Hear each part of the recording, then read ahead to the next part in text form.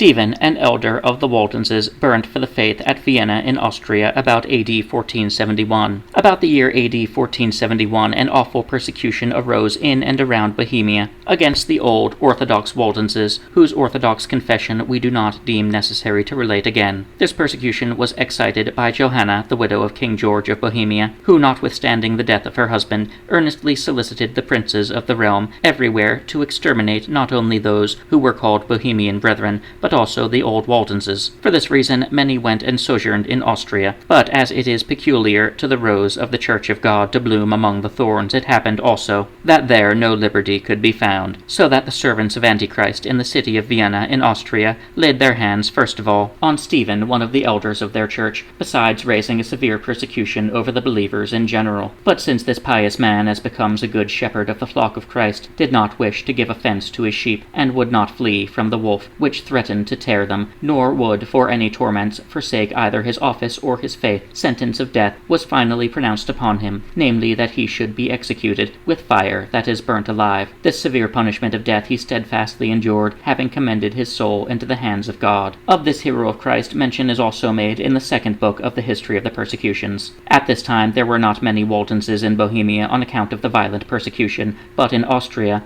there still lived some who were likewise for the most part dispersed because of the cruelty of the torments and the terror of persecution, after Stephen, one of their elders, had been burnt alive at Vienna in Austria. Note, A.D. 1471, Stephen Brülifer, a theologian or divine, now maintained that the doctrine was false, yea, a doctrine of Satan, which ascribes justification to the works and merits of men who observe the religion of the priests, as also that the Church has no power to institute new sacraments. On account of these and like doctrines, he had to leave Paris and come to Mentz, where he is said to have died in the year 1490. A.D. 1474, D.V.P. Grunengensis, so clearly exposed at this time the darkness of popery that his friends called him a light of the world, although he could expect nothing better together with his fellow brethren than fire and the sword, yet he died in peace in the year 1490.